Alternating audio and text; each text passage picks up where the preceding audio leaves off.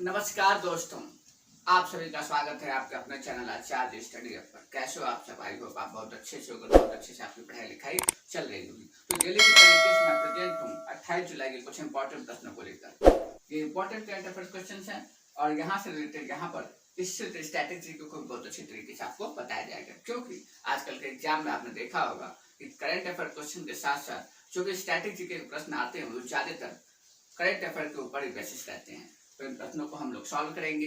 इसके बाद अगर इससे रिलेटेड ऑब्जेक्टिव को सॉल्व कर लिया जाए तो हमारी तैयारी बहुत अच्छी हो जाती है। तो उन्हें ऑब्जेक्टिव को करने के लिए नीचे लिंक डिस्क्रिप्शन बॉक्स में दिया होगा, वहां से जाकर के जो आप इससे रिलेटेड ऑब्जेक्टिव को भी सॉल्व कर सकते हैं। आप हमारे टेलीग्राम चैनल से जुड़कर आप अपनी तैयारी को अच्छा कर सकते हैं। तो चलिए आज के इंपॉर्टेंट प्रश्नों को शुरू करते हैं। पहला प्रश्न है कि संघाई सहयोग संगठन के रक्षा मंत्रियों की 3 दिवसीय बैठक संपन्न हुई।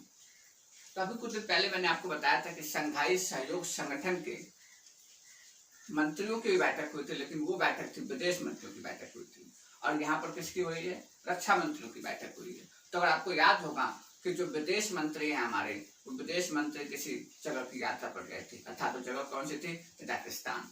तो तजाकिस्तान में ही विदेश मंत्री की बैठक हुई और तजाकिस्तान में ही रक्षा मंत्रियों की बैठक हुई। इसका मतलब ये हुआ कि 2021 के अंदर जो संघाई सहयोग संगठन के किसी भी मंत्री की बैठक होगी, चाहे वो विदेश मंत्री की हो, चाहे वो रक्षा मंत्री की हो, कहां पर होगी? तजाकिस्तान के अंदर होगी। तो मैं लिख देता हूं किसके अंदर? तजाकिस्तान।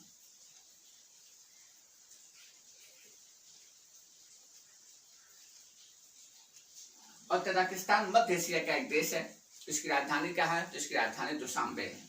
चलिए अब मैं बात करूं संघाई सहयोग संगठन की। आखिर संघाई सहयोग संगठन है क्या? तो संघाई सहयोग संगठन के पहले इसका नाम, इस संगठन का नाम जो है क्या होता है? Shanghai Corporation Organisation 5। मतलब पहले इसका नाम होता है SCO 5, क्योंकि इसके अंदर 5 देशों का समूह होता है। और ये बात कब की है? तो आपको पता होगा कि यूएसएसआर एक संगठन था। यूएसएसआर का विघटन होता है 1991 में। 1991 में जब यूएसएसआर का विघटन होता है, इसे बोलते हैं हम लोग सोवियत संघ बोलते हैं। तो सोवियत संघ का जब विघटन होता है, तो विघटन होने के बाद विघटन होने का कारण क्या होता है? मैंने आपको बताया था कि विघटन होने का प्रमुख कारण था आर्थिक रूप से सोवियत संघ के अंदर जितने भी देश होते हैं वो अलग अलग हो जाते हैं। तो 1991 में सोवियत संघ का विघटन हुआ। विघटन होने के बाद अनेक राष्ट्र उससे अलग अलग निकल गए। अब जब वो अलग अलग राष्ट्र निकले तो उनके सामने समस्या आई कि जब राष्ट्र अलग होता है तो सबसे बड़ी समस्या आती है उसकी सीमा निर्धारित करने की, उसकी बाउंड्री निर्धारित करने की। तो बाउंड्री निर्धारित करने के लिए ही 5 देश आपस में मिले थे। और 5 देश कब मिले थे? तो 1996 के अंदर जो है SCO 5 बना था। और उसमें देश कौन थे? तो उसके अंदर चीन, रूस, तजाकिस्तान, किर्गिस्तान और कजाकिस्तान। ये 5 देश आपस में मिलकर के एक संगठन बनाते हैं जिसे क्या बोला जाता है? SCO 5 बोला जाता है। उद्देश्य यही था कि आपस में सीमा संबंधित किसी भी विवाद को हम लोग मिलकर के सुलझा देंगे। लेकिन आगे चलकर क्या होता है कि 2001 के अंदर इसके अंदर SCO 5 के अंदर उज्बेकिस्तान आ जाता है।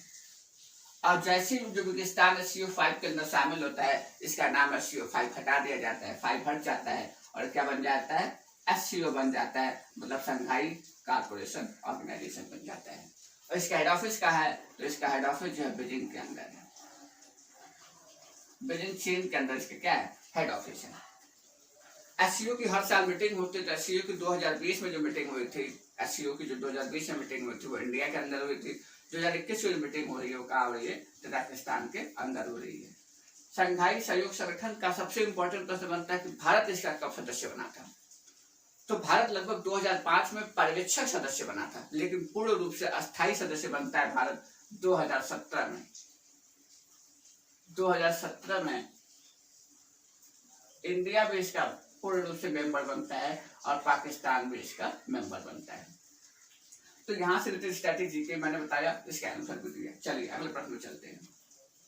अगला प्रश्न है कि विश्व प्रकृति संरक्षण दिवस व विश्व हेपेटाइटिस दिवस कब मनाया जाता है? तो ये दिवस मनाया जाता है 28 जुलाई को, याद रखिएगा। अगला प्रश्न है कि बसवराज बोम्मई किस राज्य के सीएम बने हैं? तो बसवराज बोम्मई जो है ये कर्नाटक के सीएम बनाए गए। किस राज्य के बनाए गए? कर्नाटक के सीएम।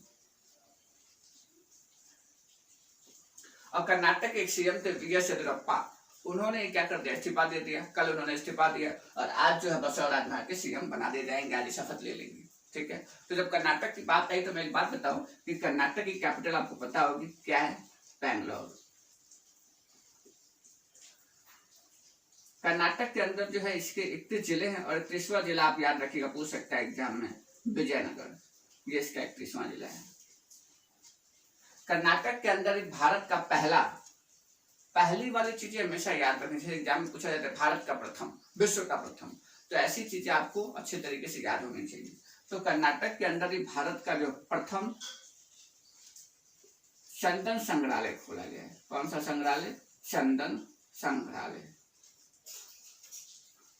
एक और बात प्रथम हुई है यहाँ पर, देखिए आजकल क्या हो रहा है कि भारत सरकार के द्वारा रिसर्च एंड डेवलपमेंट में बहुत ही अच्छे कार्य किए। जो भी प्लानिंग्स बनाई जाती है उसके अंदर रिसर्च एंड डेवलपमेंट को जरूर ख्याल में रखा जाता है। मतलब कि अनुसंधान और विकास, रिसर्च एंड डेवलपमेंट का मतलब क्या हुआ? अनुसंधान भी करना है और विकास भी करना है। तो भारत का पहला एक इंजीनियरिंग कॉलेज खुला है, उसे बोलते हैं ERD, प्रथम ERD का मतलब engineering research and development institute कहे या सेंटर के, वो कहाँ खुला है? कर्नाटक के अंदर खुला है।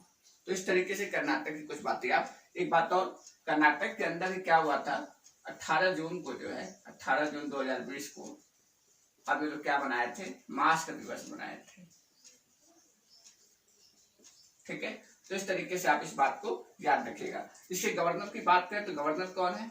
तो थावर चंद गहलोत जो है ये यहाँ की क्या है? गवर्नर है।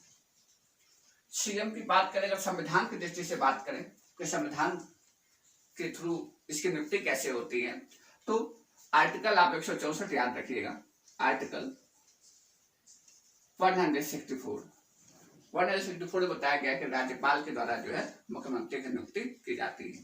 तो ये भी याद रखिएगा, 164 ये आर्टिकल भी हो गया। तो चलिए ये भी प्रश्न समाप्त हुआ, अगले प्रश्न में चलते हैं।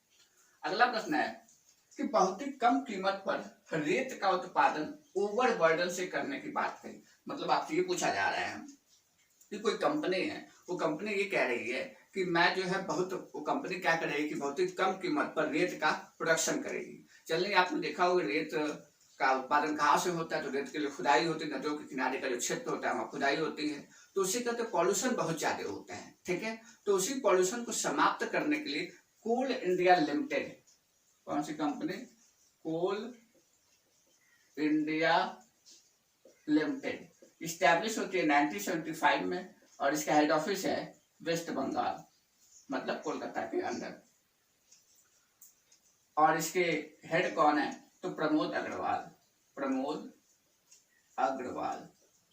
ये तो बात होगी कोल इंडिया लिमिटेड की। यहाँ पर एक वर्ड आ रहा है कि ये कैसे करेगी, ओवरबर्डन एक शब्द लिखा हुआ है, वेरी वेरी इंपॉर्टेंट पॉइंट से आप इसे समझ सकते हैं। देखिए क्या होता है कि जब कोल माइन से जब कोयला निकालना होता है तो उसके ऊपर कोयले, जहाँ से कोयला निकाला जाएगा उसके ऊपर एक लेयर होती है और वो लेयर पूरी तरीके से भ्रष्ट होती है, बेकार लेयर होती है। उसमें सिलिका और जो है बड़े बड़े बालू के पत्थर, ये सारी चीजें उसमें पाई जाती हैं। सिलिका होता है, बड़े बड़े बालू के पत्थर होते हैं, वो जलोढ़ मिट्टी होती है उसमें।